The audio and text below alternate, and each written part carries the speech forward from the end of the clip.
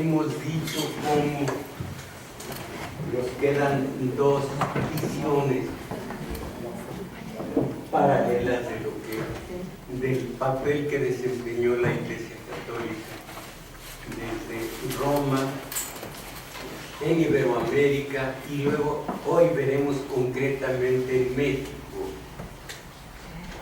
Pudiera ser al revés, pero para que no vayan ustedes a ver nada más algo subjetivo, ya totalmente establecido por la historia. Vamos a ver México, pero con su origen. ¿Alguien se acuerda el origen de la Iglesia Católica? Que lo conocemos, pero además aquí lo hemos platicado, nadie se acuerda. ¿Quién la? Bueno, el cristianismo lo funda San Pablo. Sí, el catolicismo pues podría ser Constantino. Constantino, no se acuerda el año. 317. 317, mañana o tarde. Y la madre, porque la madre fue la instigadora, Helena. Ah, sí. Y hubo quien,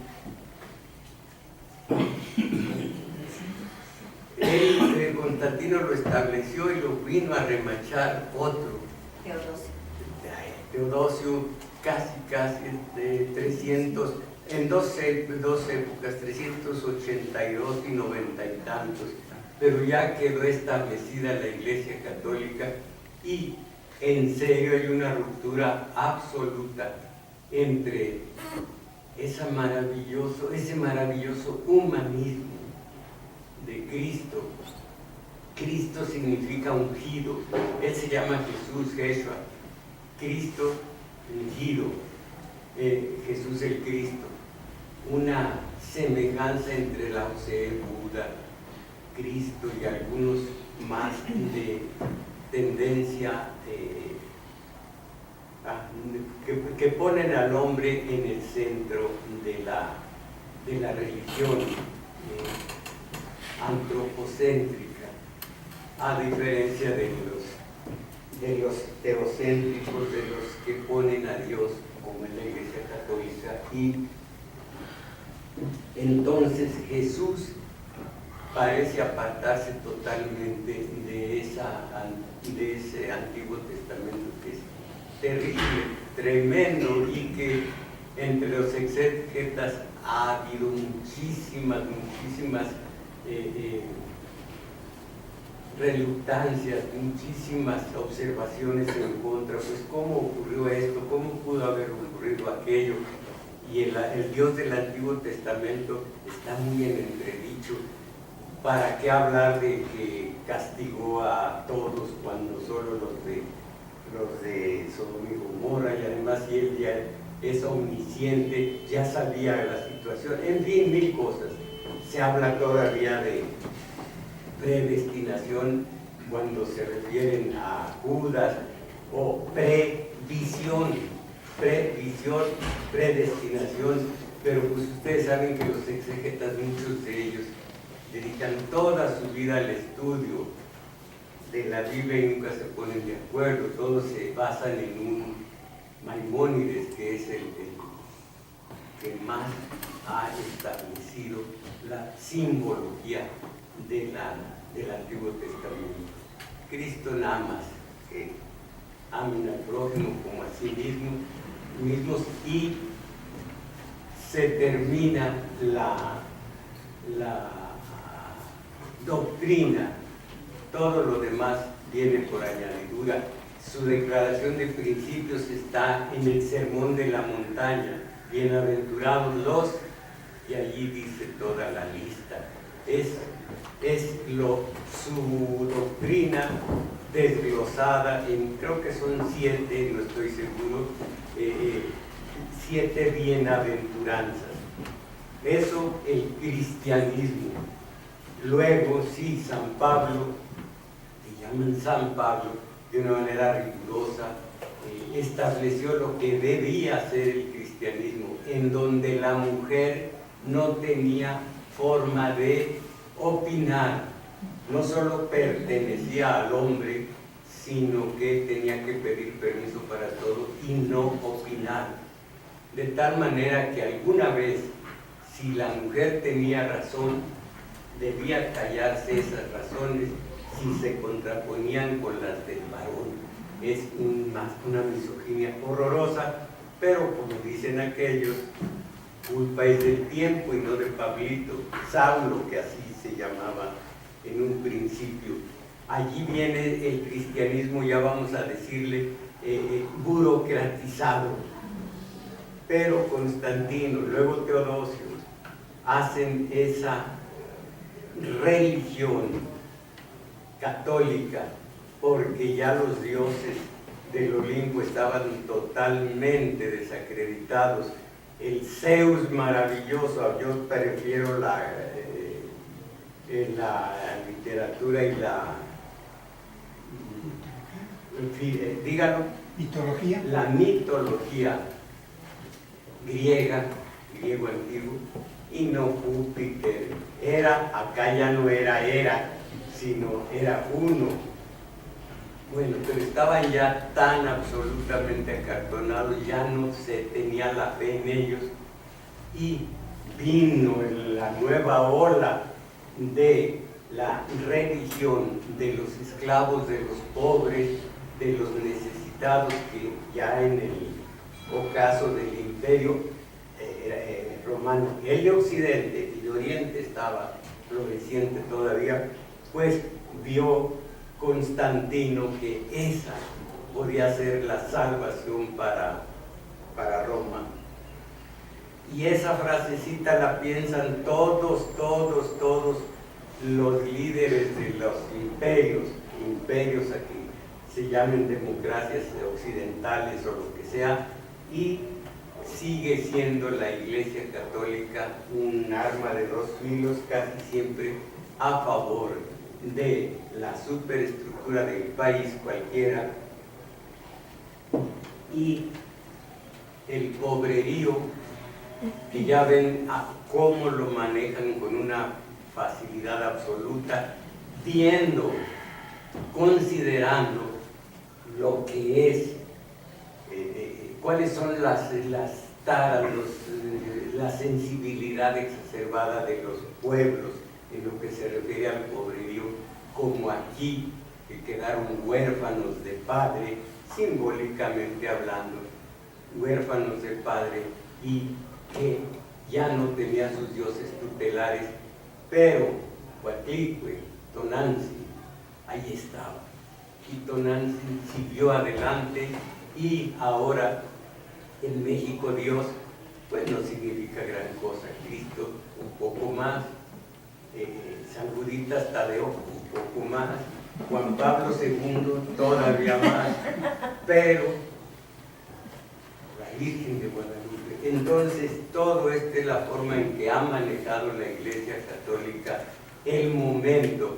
De Roma quedó supeditada a la Iglesia Católica, y de allí en adelante, pues toda la alta y la baja Edad Media, la Iglesia, con sus grandes sismos, en el 1000 se separan los ortodoxos, en el 1000 se separan los iconoclastas, rompedores de ídolos, se separa Oriente con Rusia a la cabeza, y se queda en Occidente el catolicismo. Y la Iglesia Católica llega a América con el conquistador español, y es muy difícil separar lo espiritual de lo secular en los actos y los móviles de una y de otro. La Iglesia y el Estado machiembrados. Apréndanse ese verbo machiembrar, es bello, me parece, antiguo, hermoso, macho y hembra, machiembrar, embonar. Bueno, esta ambigüedad, la de los actos espirituales y temporales unidos, esta ambigüedad quedaba aumentada aún más por la muy firme voluntad que manifestaban los muy católicos reyes de proteger a la Iglesia, protección que está en el origen de todos los conflictos entre la Iglesia y el Estado. Ustedes saben, bueno, más adelante lo vamos a ver, qué grandísima pugna hubo entre la Iglesia Católica y los reyes católicos por cuestiones totalmente terrenales, los diezmos y primicias que se supone que son para la Iglesia de Dios.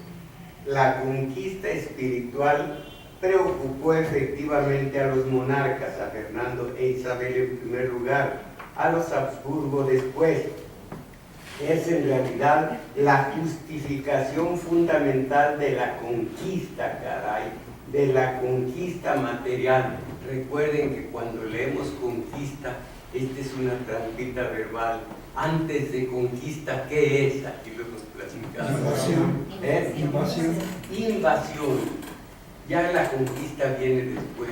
Para fin de conquistar se metieron en donde no deberían e impusieron una religión extraña, la católica, precisamente con un Cristo embarrado de vermellón en Iztapalapa, para que entendieran los indígenas lo que había sido el drama del Gólgota.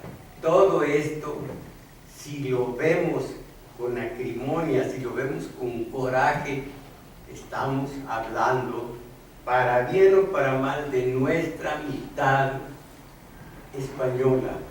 La otra mitad es indígena y, como les digo, la mía no es náhuatl, sino es cascana. Y les digo cómo los cascanes eran pacifistas. Antes de entrar en combate, huachichiles, zacatecos, todos ellos tenían una forma muy resignada y pacifista de ver la guerra. Decían Axcangena Tehuan Nehuan, que significaba hasta tu muerte o la mía. Ya después te paramos, ya después amigos, ya después, pero era nomás hasta tu muerte o la mía. Y se iban. Pregúntenle a Pedro de Alvarado cómo le fue con Tenamaxtle, se llamaba el líder del cerro de Mixtón, donde derrotaron, fue la última, realmente la última acción de armas entre los naturales y los de Pedro de Alvarado, valientísimo, crudelísimo. Piensen en lo que ocurrió en el Templo Mayor, crudelísimo, pero eso no es nada con lo que hizo Cortés en Cholula. Yo leo las cartas de relación de Cortés y dice a Fernando, le dice, y como vía de ejemplo, para que vieran que nosotros veníamos a lo que veníamos, sacrifiqué 5,000 porque se decía que los de Cholula estaban haciendo un complot. Bueno, pues así de cruel. Entonces sí, Pedro de Alvarado fue cruel, pero Cortés fue más. Esto ya es la historia. Quiero decir, esto ya reconcomios, ya odios.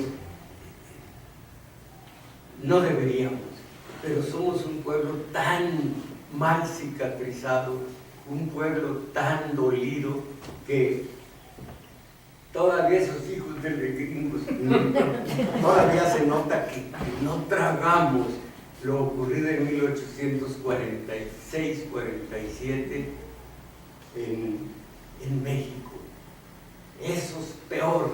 Entonces, por eso, si leemos a Paz en el laberinto de la ciudad, que como les dije hace 8 o 15 días, está muy rebasado en muchos sentidos. De todas maneras, leyendo aquello, uno se identifica como lo que es. Nos dejaron, ay, es el espíritu del condenado conquistador.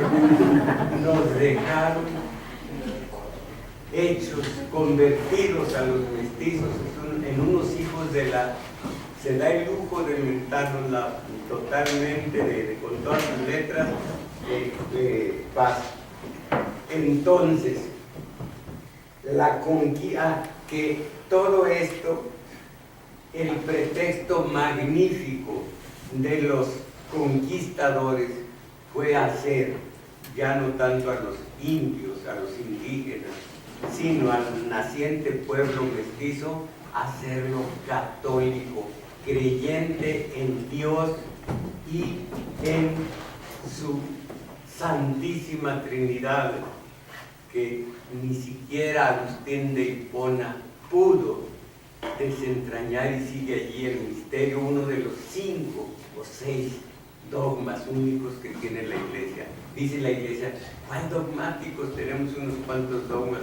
Pues sí, pero para dogmas, fíjense, la ascensión y la asunción, ¿alguien conoce lo que es ascensión y asunción? Bueno, pues ascensión es la de Cristo, ascendió al cielo. Asunción es la de la Virgen, los ángeles la transportaron. Dogma de la Iglesia Católica. O lo creemos o estamos fuera del cuerpo místico de la Iglesia. Terrible, pero allá ellos. El pretexto de los reyes, en este caso ya directamente de Cortés, convertir a los naturales a la Iglesia Católica. La conquista espiritual preocupó efectivamente a los monarcas, a Fernando e Isabel en primer lugar, a los Habsburgo después. Es en realidad la justificación fundamental de la conquista material y la única excusa de la violencia desencadenada por los conquistadores. Como obra civilizadora, apenas sí concebían otra que la evangelización, la conversión a la verdadera fe de esas gentes en las que veían, después de haberse planteado el problema de la existencia de su alma, a la única gens angelicum, después de que dudaron tanto de si los naturales tenían alma o no, hasta que se entrenzaron en la polémica, en la dialéctica, Bartolomé de las Casas y quien pugnaba por la no existencia de alma en los naturales, finalmente les concedieron a nuestra raíz indígena la categoría de humanos. Entonces, esa es la excusa para la conquista. Como obra civilizadora, esto entre comillas, apenas sí concebían otra que la evangelización, la conversión a la verdadera fe de estas gentes. El Estado español justificó su expansión y dominación por la expansión y el sostén de la Iglesia. Sin embargo, ustedes saben que era un país de segunda o tercera categoría, hasta que de las minas de Potosí y de mis Zacatecas fluyó aquel río de plata y oro, y entonces España de tal manera se convirtió en una potencia que es donde no se ponía el sol. Pero toda esa plata, todo ese oro la distribuyeron para comer sin trabajar, y al rato estaban tan mal que es cuando surgió maravillosamente en la literatura. ¿Se acuerdan que la Edad de Oro, el siglo de oro español, en donde la materia prima de todos, la picaresca española, fue la pobreza en que había quedado España, con sus gentilhombres, venidos a menos, con sus mujeres honestas hasta entonces, convertidas en allí se dice exactamente en que ya se me olvidó, y las trotaconventos y demás, una maravillosa pero hermosísima literatura que vino de la pobreza de una España que había dilapidado tanto su capital en oro y plata. hasta en 1616-17, cuando se publicó nada menos que Don Quijote, que admiro tanto el libro como toda la obra de Quevedo. Para mí Quevedo es grandísimo. Entonces, todo esto vino de la necesidad española después de que la Armada Invencible fue derrotada. Ellos dicen que por las lluvias, por los ventarrones. Había una mujer de muchos, bueno, dos nada más, o serían varios, pero ella fue la que tumbó a Felipe II y España quedó una vez más como segundona. Entonces, la evangelización, el Estado español justificó su expansión y dominación por la expansión y el sostén de la Iglesia Católica.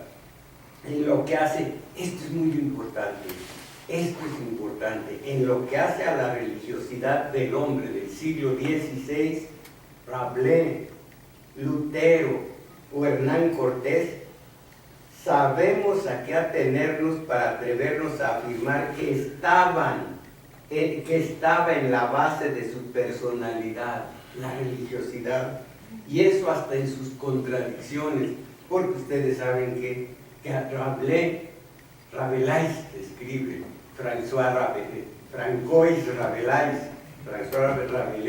era un cura que hablaba horrendamente de los clérigos, precisamente, como el ginebrino, se me olvida, esperen, no me digan cómo se llama, el de la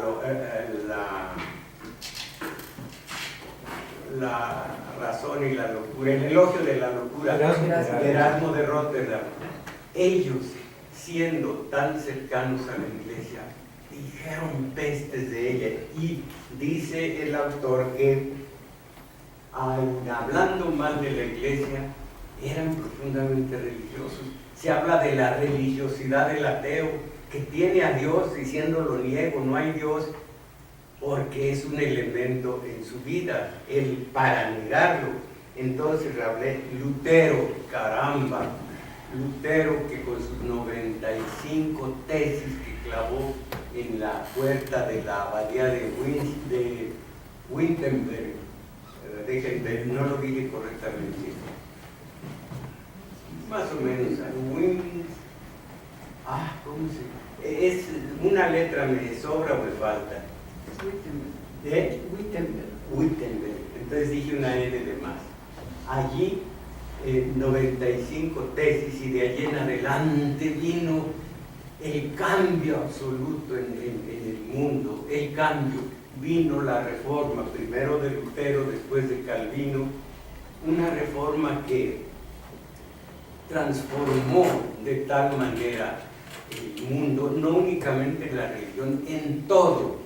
La reforma de 1517, donde los hugonotes, más adelante 1572, la noche de San Bartolomé, terrible, muchos episodios sangrientos que causó Lutero, pero un tipo que también hablaba de los campesinos que no merecen ni la vida, y cuántos campesinos no murieron por culpa de Lutero. Así que no a lo maniqueo, Lutero bueno y ¿cómo se llama ahorita les digo? Gregorio VII malo, no, allí todos son malos, pero eso sí, imagínense a Calvino con su determinismo, que es terrible. ¿Cómo va a ser si uno cree? Yo soy del seminario, no me crean muy creyente, pero si uno cree en Dios, ¿cómo va a creer en el determinismo? Ella escogió quién es bueno y quién es malo. Es decir, entonces, el mochaorejas, si lo escogió de bueno, y a mí fregado que estoy en vida, también voy a estar fregado en muerte. Una cosa que le achacan, le cuestionan. Acuérdense, cuestionar es poner en entredicho, no es preguntar como estos le cuestionan los exégetas a Dios. El día de hoy todavía, como unos pecadillos, como decía el del pueblo, unos pecadillos que ni el diablo agradece y nos ponen en mal con Dios, unos pecadillos. Por eso vamos a pasar por toda una eternidad, bueno, ustedes, yo no, van a pasar ustedes toda una eternidad en las llamas eternas. ¿Cómo caramba? Pues que no es una imagen y semejanza de Él, y Él es pura misericordia, y sabe que somos flacos en lo que se refiere a la voluntad para tener que atenernos a una moral. Ya la moral natural había pasado siglos y siglos antes, una moral de la iglesia que la toma como arma de sujeción y de represión contra los creyentes. ¿Cómo un Dios de esta naturaleza va a castigar así? Esto entre paréntesis. Lutero, pero miren, Lutero y Calvino, miren lo que hizo con las 13 colonias antes de que se convirtieran en unas porquerías, gracias al Pentágono gringo. Lutero y Calvino lo que hicieron con esos inmigrantes que levantaron un país, y qué manera de levantarlo. Lo que es ahora, ya eso es otra cuestión, pero a base de ese calvinismo feroz, vamos a trabajar a ver si somos los elegidos de Dios. Hacen ese país. Vino Ignacio de Loyola cuando tenía un pie malo porque le habían dado un resorterazo, un cañonazo en Pamplona, no me acuerdo dónde. No me acuerdo del dato. Zaragoza. Entonces fue aquí. Entonces, convaleciendo, alguien le acercó una Biblia. Ignacio de Loyola hizo la contrarreforma. Estuvo en la mira de la Inquisición, también Ignacio de Loyola, y trajo esa religión, esa forma de religiosidad tan absolutamente de rito y no de esencia, que es la nuestra. 85% de los mexicanos católicos, y los valores de esta sociedad y los principios y las lealtades y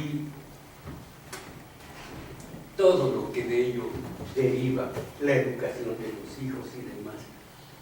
¿En dónde están los católicos? Esta es la contrarreforma que tanto daño hizo en relación a un calvinismo, como les digo, que no estoy de acuerdo con él, pero que eso hizo de una nación. Pues no solo el Lutero, lo que cambió en Inglaterra, lo que cambió en tantas partes de la situación horrorosa en la que vivía el mundo bajo un papado que ya estaba absolutamente corrompido. Esa basílica de San Pedro en Roma nació de los puros dineros de las bulas. No estoy acatarrado, no digo bulas porque bulas de venta. Eso se llama simonía. ¿Alguien se acuerda que hemos platicado de esto? ¿Qué es simonía? ¿De dónde viene? Se cuenta en los Hechos de los Apóstoles cómo vio Simón el mago, ese se decía mago, pero vio que los Pablo y Pedro, ellos dos hacían unos milagros, varios más, pero canelones. Y dice Simón el mago: ¿cómo ven que me den la clave, me den el truquito y yo les pago? No, pues eso valió para que allí lo fulminara Dios, ese Dios rigurosísimo, Y después vino su esposa, ¿y dónde está mi esposo? Que ya compró la fórmula y también fue destruida. Y Simón el mago dio pábulo, dio origen a la simonía, que es el tráfico de objetos religiosos. De esto Schulenburg sabía mucho, y de esto Norberto Rivera sabe mucho también. Y a estas alturas no les debe caber la menor duda de que están en la mira de Francisco, porque Francisco acaba de permítanme, de fenestrar, iba a decir, de golpear secamente al obispo alemán, el obispo de Lugo, que gastó muchísimo eso en lujos. Pues Norberto Rivera tiene sus lujos también, pero sobre todo Íñiguez, Sandoval Íñiguez, ¿cómo se llama? Juan Sandoval Íñiguez, el de Guadalajara, pues era favorito de las revistas del corazón para que se mostrara su alberca techada, su residencia, su colección de automóviles, como la que tenía Schulenburg precisamente, en residencias aquí y en Cuernavaca.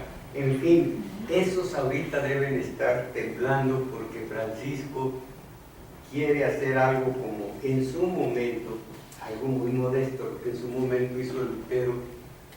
Nada de bulas, nada de andar vendiendo estas indulgencias de por vida, indulgencias plenarias, nomás porque se compró una bula. Todavía en mi pueblo me decía mi padre convencido, no más que pues él era ignorante, convencido: mira, mi hijo, el que hace una capilla tiene la salvación asegurada. Yo todavía no tenía lo suficiente, ni lo suficientes para decirle: oiga, no me eche inglesa, porque entonces el que tiene dinero salva su alma haciendo una ermita, una capilla. Todo esto sigue siendo un dogma en el pueblo. El que hace con su dinero obras buenas va al cielo. Pero se trataba de hablar de la Iglesia Católica y su papel en México. Me voy para allá. Bueno, Hernán Cortés, Lutero y Rabelais eran profundamente religiosos, cosa que ustedes pueden ver en la novela Gargantúa y Pantagruel, de la cual yo hice un resumen para contenido en la revista.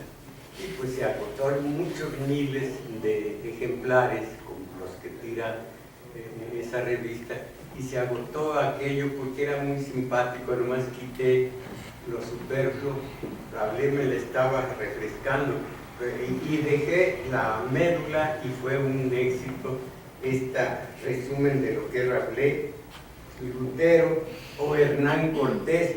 Al menos en sus cartas de relación habla convencido de que su tarea es religiosa. Y aquí una especie de digresión, de paréntesis: se le preguntó a un padre, a un sacerdote y a un filósofo, qué tan católico era el mexicano. El padre Olimón se le preguntó: aunque puede pensarse, él contestó, aunque puede pensarse que si uno pertenece a algún tipo de organización de tipo civil o religioso y lo dice abiertamente y en ocasiones ferviente, fervorosa e insistentemente, nos llamamos un país católico, no debemos, dice, y lo demostramos en momentos muy especiales durante el año, como somos muy buenos hijos el 10 de mayo y como el 8 de marzo no tenemos nada de misoginia y decimos la mujer es lo máximo. Bueno, no decimos para qué, esa es nuestra misoginia. Aunque somos muy católicos en algunas ocasiones, no debiera tener este doble estándar. Sí, soy católico, pero es esa parte de lo que hago en las calles. ¿Están de acuerdo?, dijo él. No debía ser así, no debería ser así. Y si hay una opción, esta debe ser integral, es decir, que involucre todos los elementos. Que somos católicos para ciertas cosas y para otras no. Aquello de que, bueno, yo sí creo en Dios, pero un Dios a mi manera. Bueno, y a Abelardo Villegas, ustedes lo conocen, somos un país con doble moral, se le preguntó y dijo, sí, por una razón estructural. La moral católica es muy antigua y el mundo moderno está centrado en torno al valor utilidad. Y los valores cristianos y el valor utilidad no se llevan muy bien. Y las personas que practican la religión católica tienen que vivir en este mundo que es un mundo de cosas. No estoy de acuerdo. Si se es católico en Semana Santa, agacha la cabeza y se duele y no se va a la playa a agacharse la cabeza viendo la damita que está en la arena. Así que no estoy de acuerdo. Se es católico, pero como tiene que vivir en este mundo, yo recuerdo que me enfrentaba yo a alguien en un programa de radio. ¿Por qué si se es católico se va a la playa en Viernes Santo? ¿Cuándo es el único tiempo que tenemos de vacaciones? En lo que es lo utilitario, lo que es lo pragmático. Eso no es catolicismo, o se es. Me dijo James, mira, ¿se es o no se es? ¿Ser o no ser? Y ahí el problema. Me lo dijo James un día de estos. Y acuérdense, le dijo su madre de James. Le dijo, ¿qué os pasa que parecéis preocupados? Señora, yo no sé parecer. Ese cambio me ha dado tantas enseñanzas. Señora, yo no sé parecer. Así que aquí dice Abelardo Villegas, usted es católico, pero se tiene que adecuar al tiempo, ¿no? De eso no hay que parecer. Entonces, dice, y los valores cristianos y el valor utilidad no se llevan muy bien, y las personas que practican la religión católica tienen que vivir en este mundo que es un mundo de cosas, ¿no? Y le preguntan, ¿quiere decir que la religión no está en contacto con la realidad que vivimos? Que es algo deseable pero no practicable. Y dice Villegas, creo que sí puede ser practicable, pero es cosa muy difícil. Por supuesto que lo es. Por supuesto, cuando se es auténtico, recuerdan ustedes lo que hemos estado estudiando mucho entre ser o parecerlo, el fenómeno este que utilizamos, ¿se acuerdan? Díganlo fuerte. Racionalización.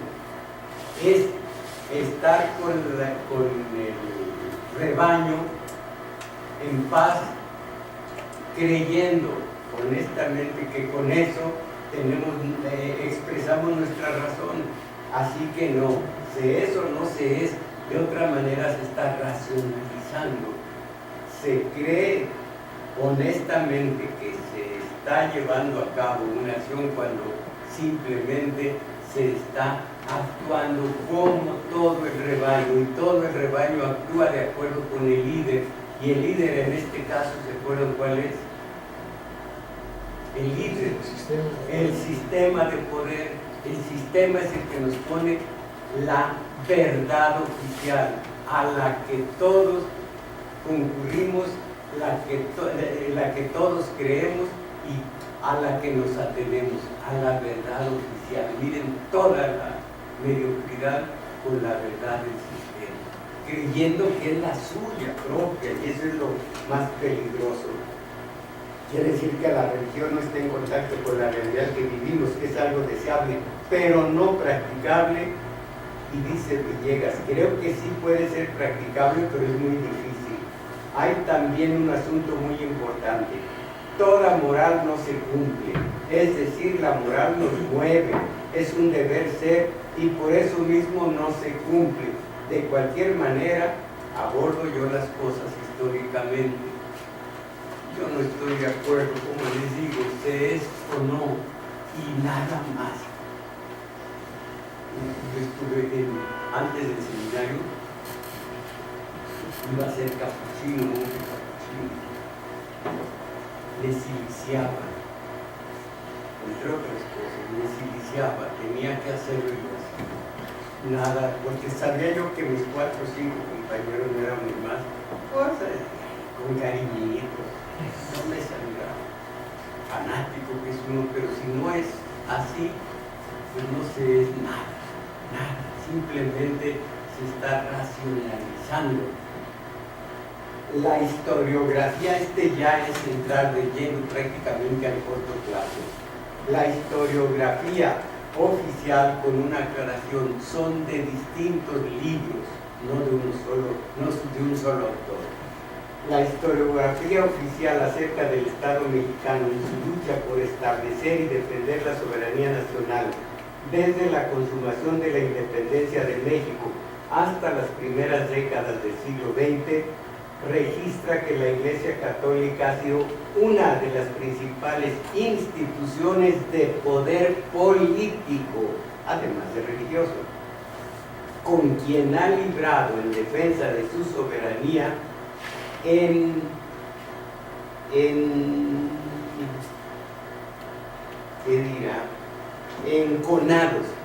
enconados enfrentamientos con características que van desde manifestaciones religiosas populares hasta levantamientos armados, guerras civiles y alianzas con invasores extranjeros. Esto ya no es de un analista, de una, y está diciendo la biografía de la Iglesia Católica de los últimos años. Características que van desde manifestaciones religiosas y populares. ¿Se acuerdan lo que ocurrió en 1808? Cuando en España vino la invasión napoleónica. En 1808, no se acuerdan quién estaba de virrey aquí. Les pregunto porque esto lo hemos estudiado ya, tengo corazón. Como dijo aquel, ¿se acuerdan del escuincle aquel de la Toritón? Nada entendía. Tuvieron que traer otro escuinclito para que fuera el intérprete. Tengo Toritón. Y él nomás les dice, por acá te penejas. Entonces tengo Toritón. Entonces, en 1808, ¿no se acuerdan ustedes? El virrey dijo, hay que liberarnos de la sujeción española, ya Fernando VII no existe como rey. Dijo, ¿por qué no hacemos aquí un rey nuestro? Y yo me pongo de candidato. ¿Cómo se acuerda de rey? Eso, José de Iturrigaray. Y las consecuencias, hablando de la Iglesia Católica, las consecuencias, Gabriel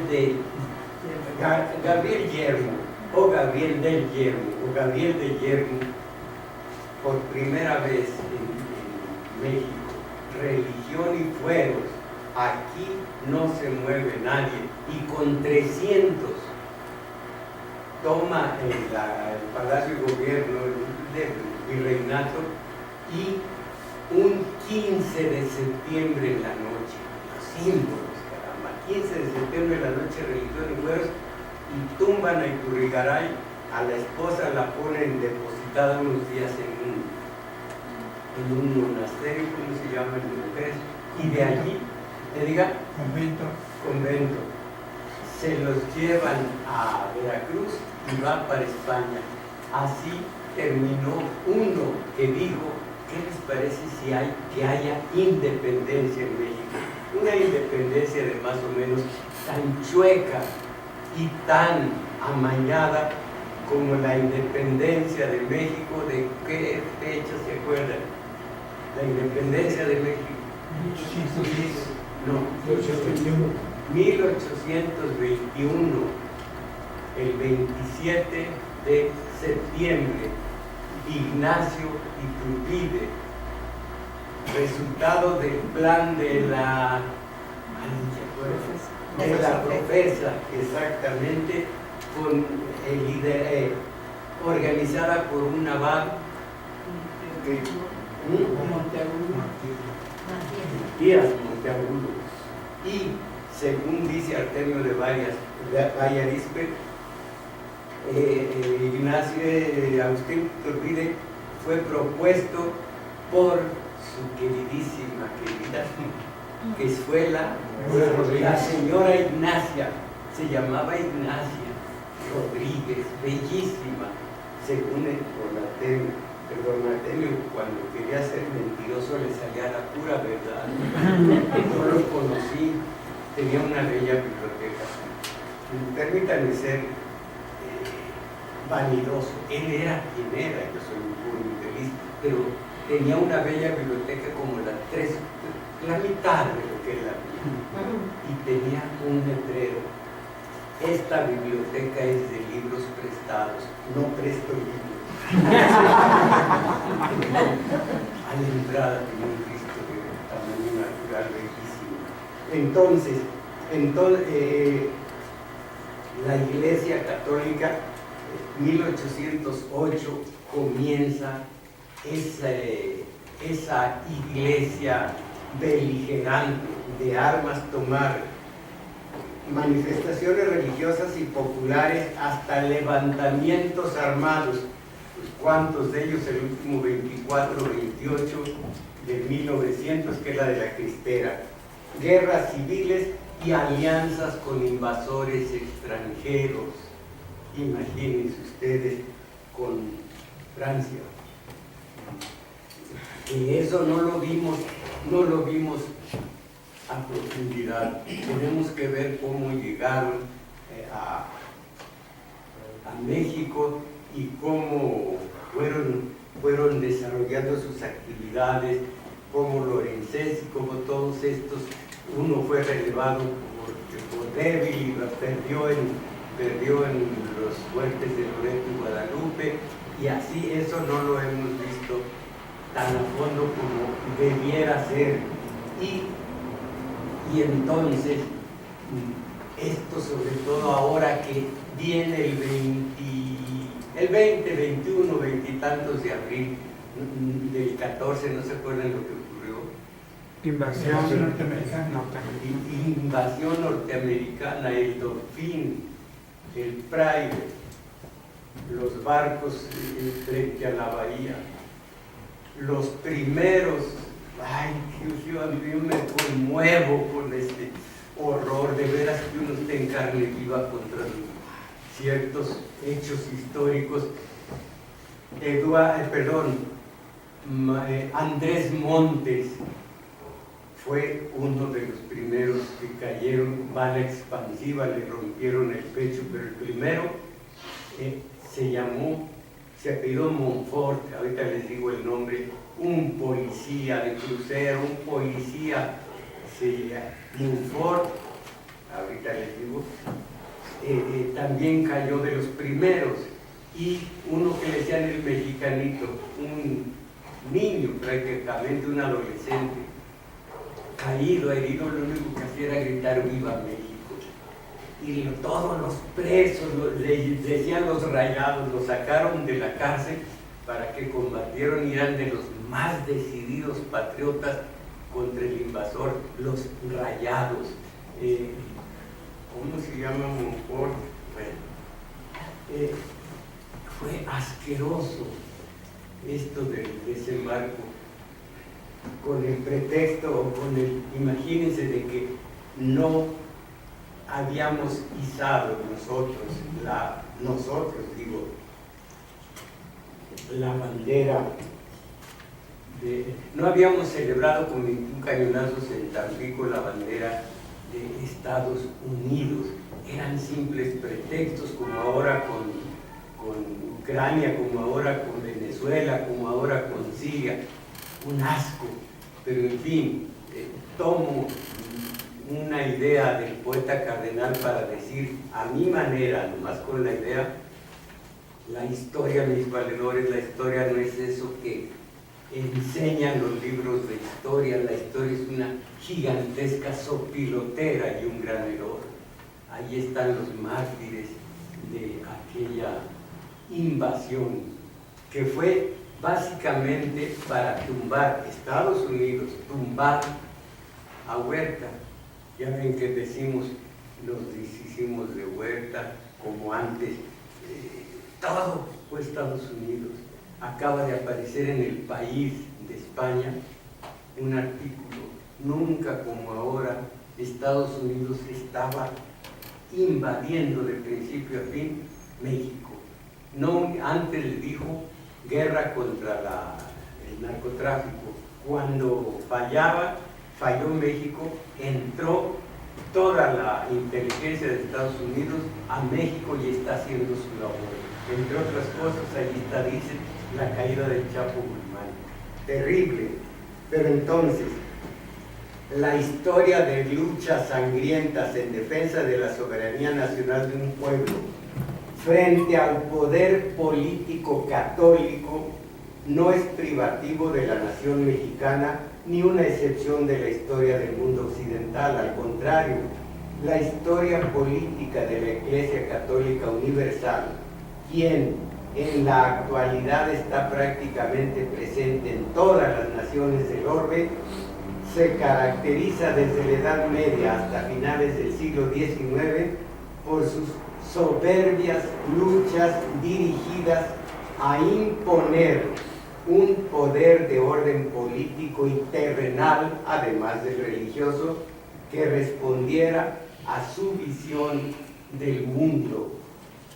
¿Quién pudiera imaginarse que con una base humanista, la de Jesús, llegara a constituirse lo que es un poder político religioso? Los fueros eclesiásticos, al igual que los de los militares, constituyen poderes infraconstitucionales e infrasoberanos.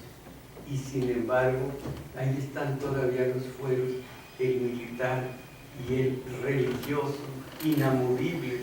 Religión y fueros también fue la consigna de Bustamante en el 1830. Bustamante, de ser vicepresidente, a instalarse con religión y fueros como presidente, haciendo a un lado a Guerrero. Y luego religión y fueros con la de Tacubaya, el plan de Tacubaya.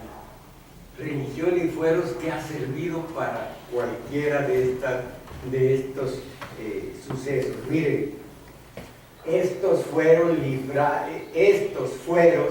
liberan a los miembros de ambos cuerpos de su obligación de someterse a la jurisdicción común y sus tribunales establecidos. Ya ven ustedes que tienen sus propios tribunales, por más que ahora se ponen en entredicho sobre todo el de la Iglesia de Roma.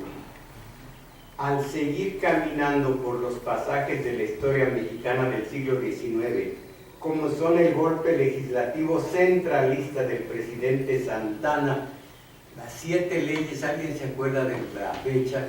Conste que si no nos acordamos es lo de menos. Se trata de saber que ese centralismo hizo tanto daño, y aquí entre nos, el centralismo se nota, se notaba hasta hace una década, porque ahora, al contrario, los gobernadores se han levantado como virreyes también ellos, haciendo a un lado el federalismo, como Santana hizo a un lado el federalismo y proclamó las 7 leyes centralistas que, ya esto lo platicamos, hicieron de los gobernadores simples jefes de departamento, porque ya no eran estados sino departamentos, y el centro controlaba todo. Esto fue en 1834, pudiéramos decir en protesta, en reacción contra el primer benemérito de esa del gobierno ya democrático. Tumban a Iturbide, entra Guadalupe Victoria, sigue Guerrero con Bustamante después, ya está López de Santana ejerciendo un poder enorme tras las rejas, no tanto, tras el trono, y entonces 1930, diga, 33, en 33 cae. pero que sube Valentino. Sí, iba a preguntar quién era. Cae en el 33 Valentín Gómez Farías, el primer benemérito, porque él fue el que se enfrenta por primera vez a la Iglesia Católica. Por primera vez dice: la educación debe ser laica, gratuita, en fin, y eso pone de uñas a López de Santana, que lo quita, y siendo el presidente decreta las 7 leyes del centralismo, por el que se desconoció la Constitución del 24, que fue la Constitución de Guadalupe Victoria, y se impusieron las 7 leyes orgánicas centralistas de 1836, lo mismo que las guerras de intervención francesa, que usurparon la soberanía nacional al imponer al príncipe Maximiliano de Austria como emperador de México, desconociendo la Constitución de 1857. En esto volvemos a ver a la jerarquía católica alentándolos. ¿Cuáles fueron las causas que llevaron a miembros de la jerarquía católica a promover alianzas con poderes políticos y militares mexicanos y extranjeros que atentaron contra la soberanía nacional? La respuesta es la misma que la anterior respecto de la consumación de la independencia de México: la defensa de la Iglesia Católica, de sus fueros y privilegios y de su presencia en los asuntos civiles y en la vida política de la nación mexicana. Ustedes se acuerdan lo que significa privilegios. ¿Se acuerdan bien? Ley privada. Ley privada, leyes privadas, privilegios, leyes privadas. Y finalizo adelantándome mucho a lo que falta por decir, con este detallito: Gómez Farías, primer benemérito, etc. Gómez Farías murió el 5 de julio de 1857.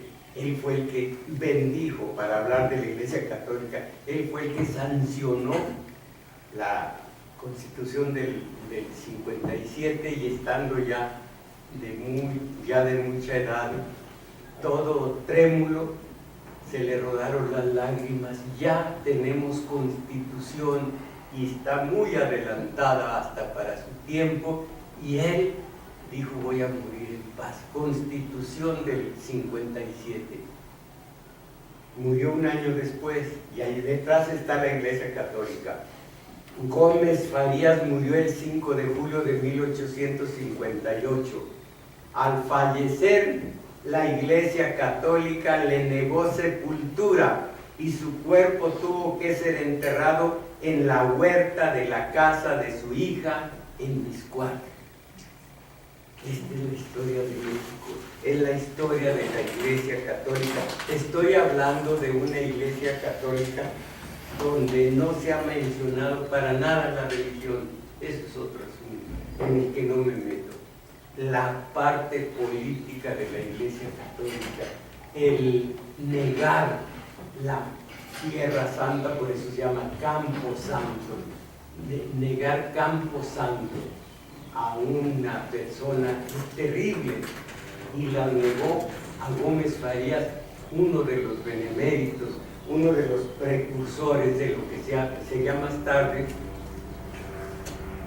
al principio nada más como un Monfort, que por desdicha tuvo madre y por desdicha esa madre tuvo confesor, y de Pelagio la Bastida y daba Antonio a la madre, y de la madre a Comonfort, y allí la Constitución del 57, dicen los analistas, no era práctica en ese momento, era visionaria, pero en ese momento, en un México católico, ignorante y pobre, difícilmente se iba a llevar a efecto su cumplimiento. Aquí sigue la Iglesia Católica y vamos a ver la Iglesia Católica desde las guerras de independencia, en donde vamos a decir que todos los frailes y los curas de ciertos lugares, de aquí, de Perú, de Venezuela, se levantaron en armas. Bolívar decía, este obispo es la maravilla, así, y otros estaban en contra de la violencia. Así es la situación. Miren, si la tengo a la mano, no, si lo tengo a la mano, pues por acá, lo que decía, miren, aquí está, lo que decía, a fines del siglo XVIII, el sacerdote peruano Vicente Amil y Feijóo apoyaba en la teología su defensa del despotismo. Miren lo que decía: ya sea que el príncipe haga buen o mal uso de su poder, ese poder siempre es conferido por Dios, incluso si su gobierno es tiránico, hasta el punto de que deje de ser un príncipe y se convierte en un demonio. Incluso entonces debemos seguirle siendo fieles, no permitiéndonos más recurso que el de apelar a Dios, Rey de Reyes, que puede en el momento oportuno ayudarnos en nuestras tribulaciones.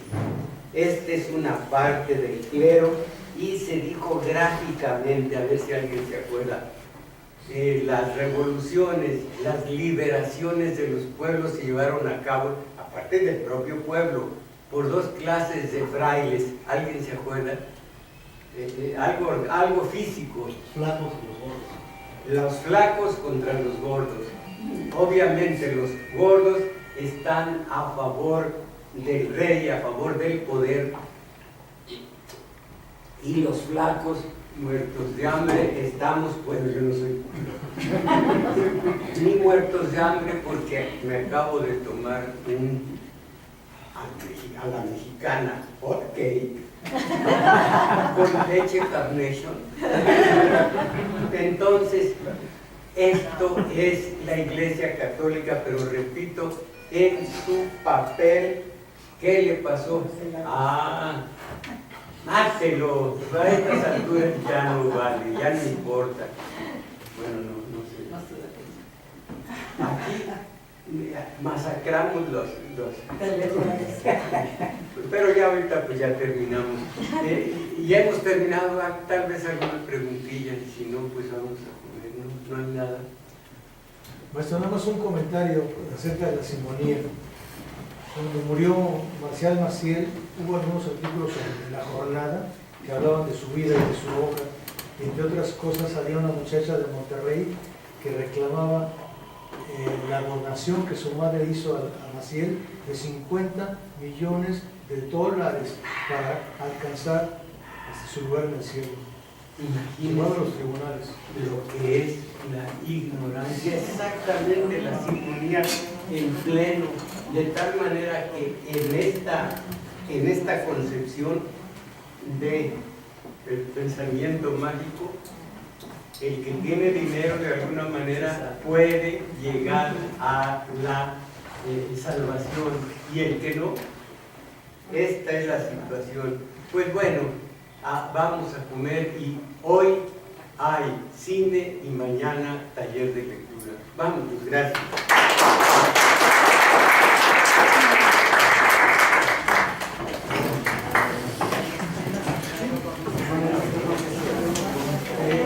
Mire,